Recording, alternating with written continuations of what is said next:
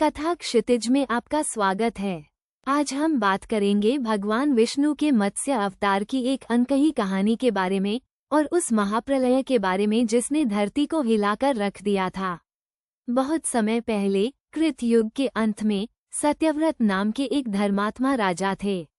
वे भगवान विष्णु के परम भक्त थे और अपना जीवन धार्मिक कार्यों और तपस्या में बिताते थे।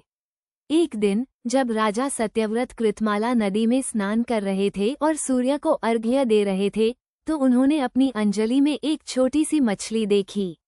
राजा ने सोचा, ये छोटी मछली यहाँ कैसे आई? जरूर यह नदी से बहकर आ गई होगी। उन्होंने मछली को वापस नदी में छोड़ने का सोचा, लेकिन तभी उस मछली ने उनसे कहा, राजन, मुझे वापस नदी में मत छोड़ो। मैं यहाँ सुरक्षित नहीं हूँ। बड़ी मछलियाँ मुझे खा जाएंगी। कृपया मुझे अपने कमंडल में रख लीजिए। राजा सत्यव्रत को मछली पर दया आ गई। उन्होंने उसे अपने कमंडल में रख लिया। अगले दिन मछली इतनी बड़ी हो गई कि कमंडल में समा नहीं पा रही थी। राजा चिंतित हो गए। मछली ने कहा, राजन, मुझे किसी बड़े स्थान पर ले चलो। अब ये कमंडल मेरे लिए छोटा पड़ रहा है। राजा ने मछली को एक बड़े घड़े में डाल दिया, लेकिन अगले ही दिन मछली घड़े से भी बड़ी हो गई। अब वो घड़े में भी समा नहीं पा रही थी। राजा सत्यव्रत आश्चर्यचकित थे। उन्होंने मछली से पूछा, तुम कौन हो और तुम इतनी तेजी से कैसे बढ़ रही हो?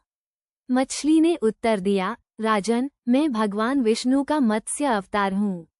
मैं तुम्हें एक भयानक प्रलय से बचाने के लिए आया हूँ जो जल्द ही आने वाली है। राजा सत्यव्रत भयभीत हो गए। उन्होंने पूछा, प्रलय? कैसी प्रलय और मैं कैसे बच सकता हूँ? भगवान मत्स्य ने कहा, 7 दिन में एक भयानक प्रलय आएगी। पूरी पृथ्वी जलमग्न हो जाएगी। सभी जीव जंतु नष्ट हो जाएंगे। तुम्हें एक विशाल नाव बनानी होगी। उसमें सभी प्रकार के बीज, औषधियाँ और प्रत्येक जीव जंतु का एक जोड़ा रखना होगा।